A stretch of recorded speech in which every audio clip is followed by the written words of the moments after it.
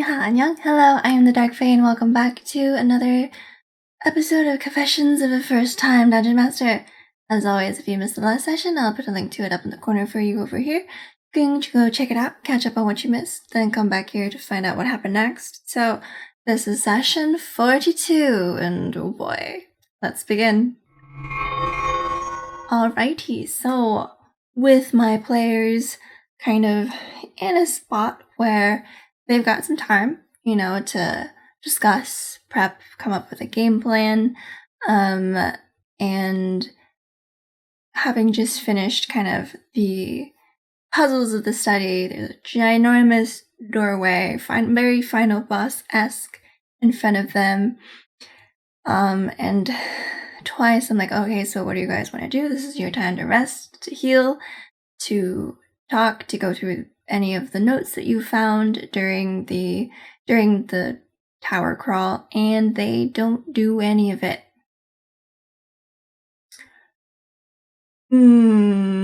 So before the session, I had mentioned to my friends that because Tasha's Cauldron of Everything is now out on D&D Beyond, and I decided to purchase it because it looks really cool. It's got some new classes, new optional feature things. I told them that they were free to add their class optional features as well as tweak with their origins, where you can kind of redo ability scores.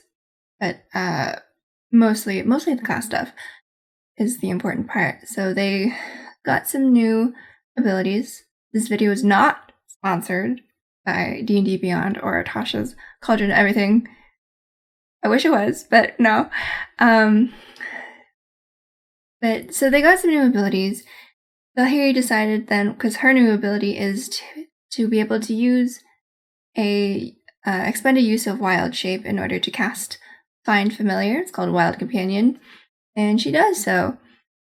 Later on, realizing that that's kind of sacrificing one of the Druid of the Moon's like kind of key features and kind of an HP buff, so she did kind of regret it. Afterward, I did think it was an interesting choice to go into a boss fight with, but so she summons I believe a raven to send through the door first, kind of after feeling out that are we ready to do this? Are we ready to go in? I'll scout first, see what there is, and then we can, discuss and go in. I all agreed, yeah, sure. We're ready. Me as the DM, I was like, are you really? Like, you ready? Okay, maybe you guys discussed beforehand what you were going to do, and that's awesome, and you're going to surprise me. So the raven goes in, I give them kind of the layout of the room, what they see, and basically what they see is a roughly circular, although the map is square, I know.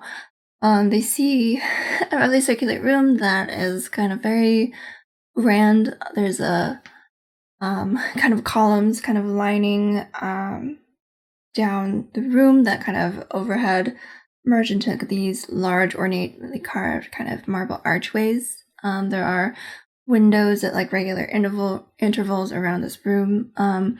The floor is a kind of mosaic of kind of a starry nightscape with a black moon kind of in the center. At the far end of the room, kind of raised up by some steps on this like platform, is a large throne that is carved from stone that it looks to be in the form of like anguished faces, and the arms are actually in the shape of like two clawed hands, and the hands resting on top of those arms are currently also clawed, and sitting in the throne is Master Sinkane the Oni.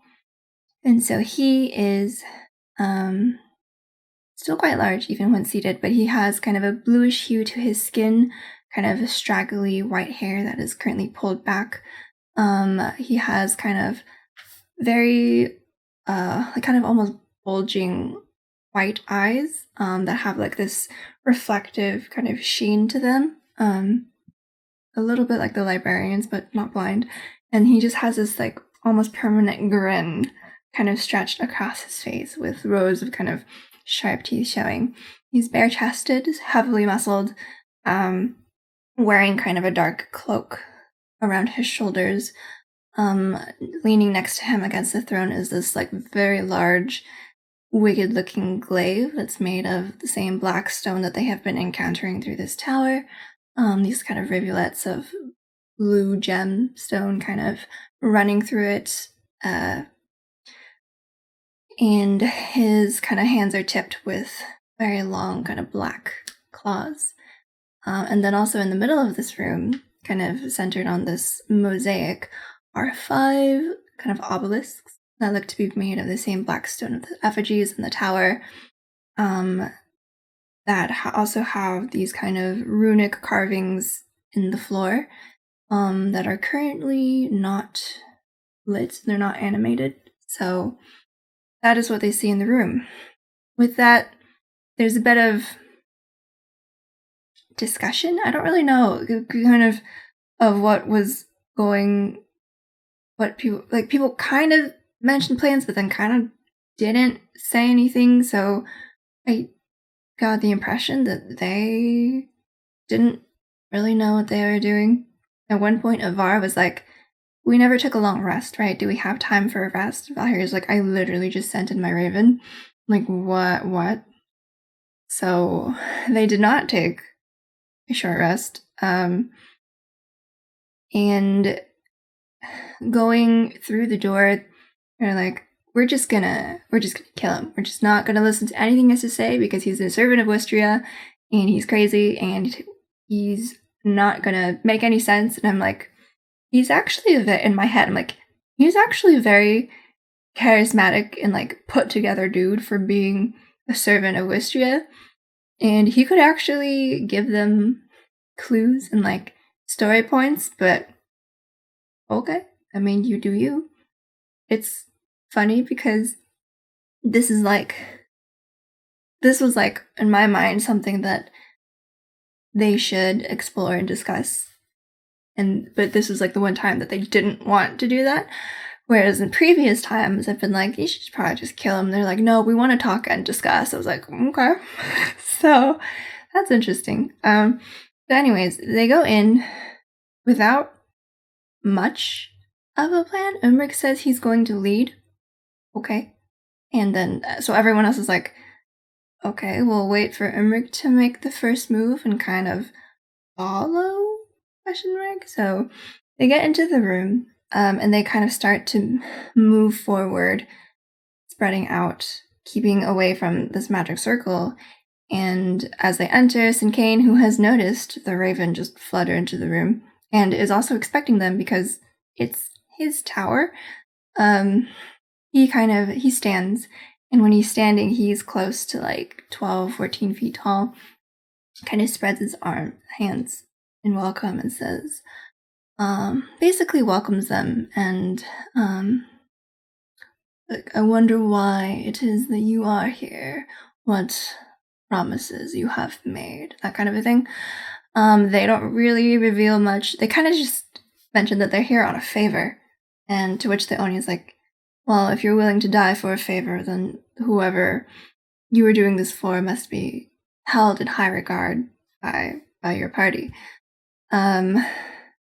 So, like, Valhyri tries to get some kind of, bad guy monologue out of him, but they're also, at this point, still all kind of edging forward in a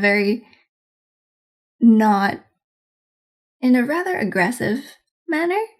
And he can kind of sense that. So, in my mind, playing as Sinkane, there's no real point in trying to convince them of anything or talk when they're clearly hostile, bent on trying to stop him, and don't seem really interested in talking. So that's kind of what he tells them. And then what he does is he has a kind of large crystalline kind of rock almost, that's kind of pearlescent in color. And as they get closer now, they see that each of the obelisks has like a cavity in its center. 4 of them are already filled with a similar crystal, and he places this into the last obelisk, starting the magic ritual and starting initiative. So this combat did not go well. Combat didn't finish. We ended in the middle of combat, and as Sinkane like puts this crystal core into the obelisk, he also starts to float because, fun fact, Onis can fly, and his shadow starts to grow as the pulsing light of the obelisks kind of starts to get more intense. And now behind him, shadows of some familiar figures start to form, and the 4 effigies that they didn't deal with now are part of the fight as well. And so I'll kind of explain what Sinkane can do, and as well as the effigies and the layer actions. So bear with me a sec. So for the Oni for Master Sinkane, I didn't necessarily change him too much from the base stats of an Oni in the monster manual.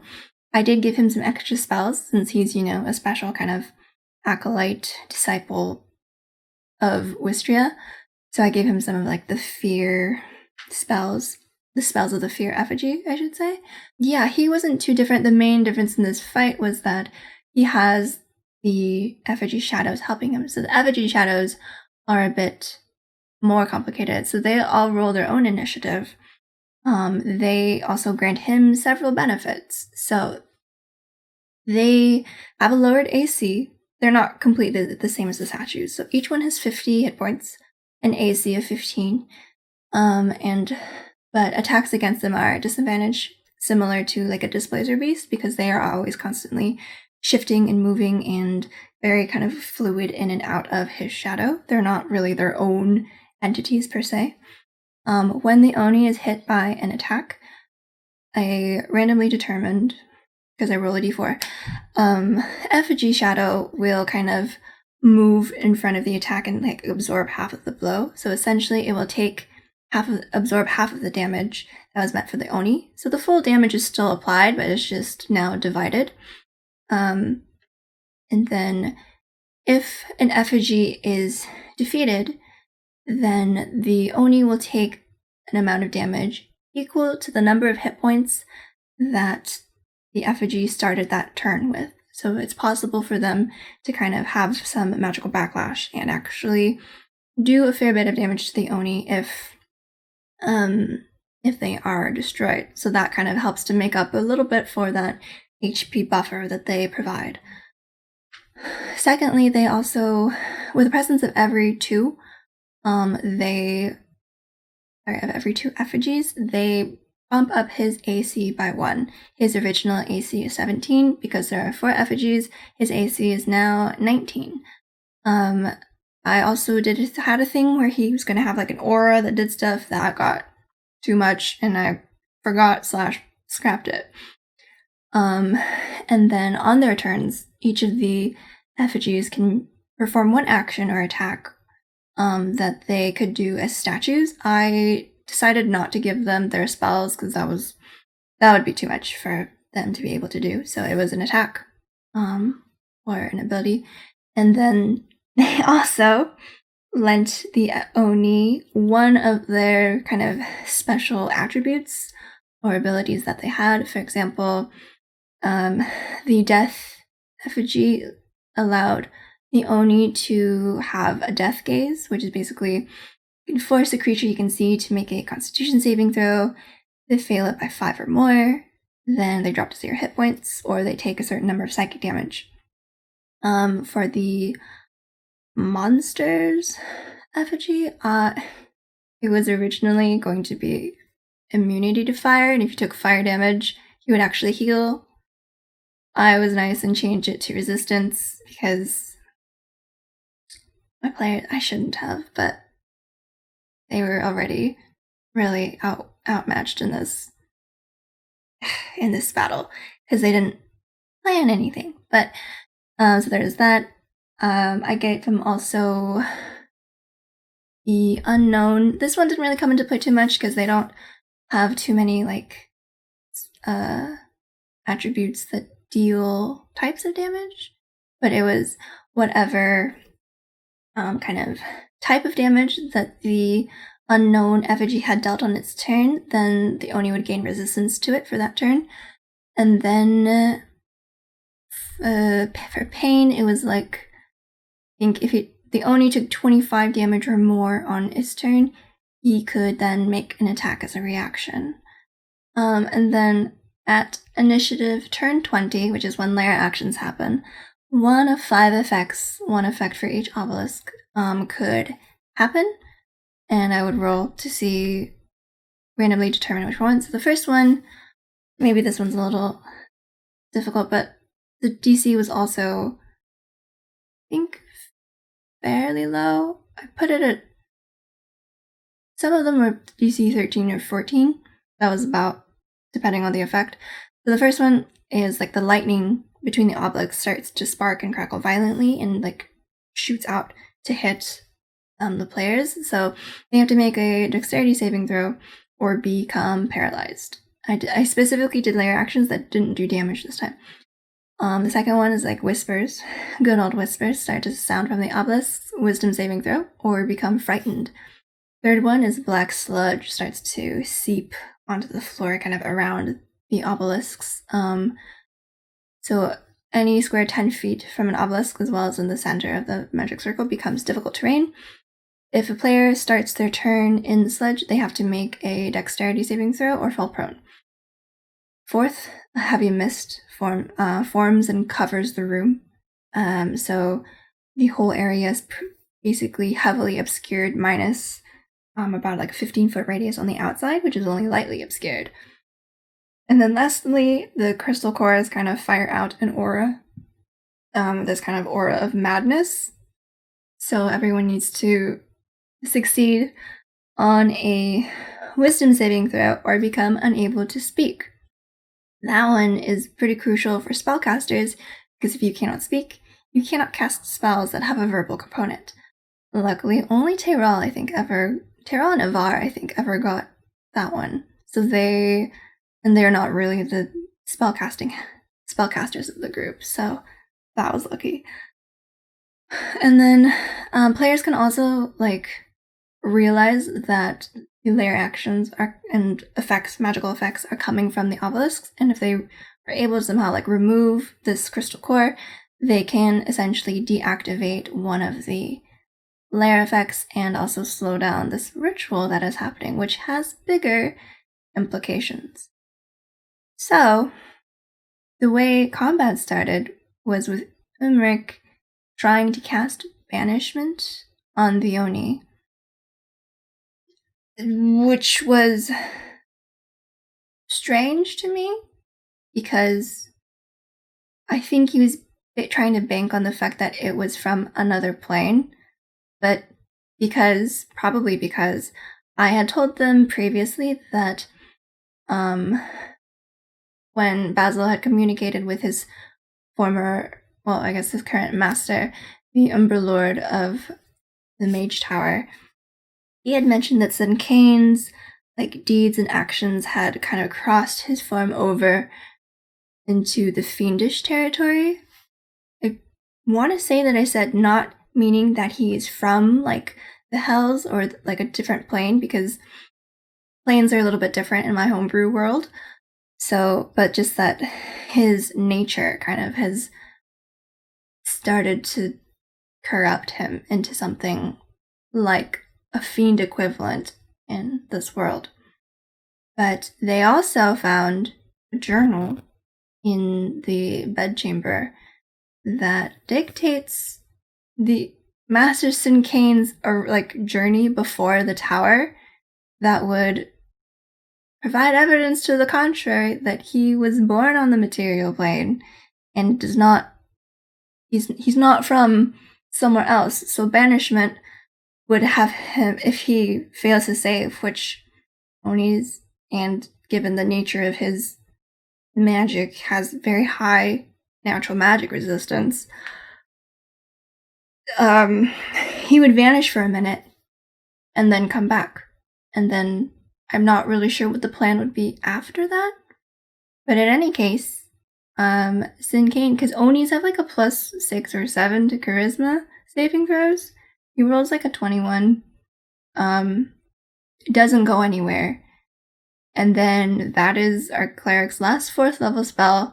Everyone else, like, doesn't really know what to do, because, like, that was the signal, but it also didn't work. So then combat begins, and I don't know. It doesn't go well. It's not going well.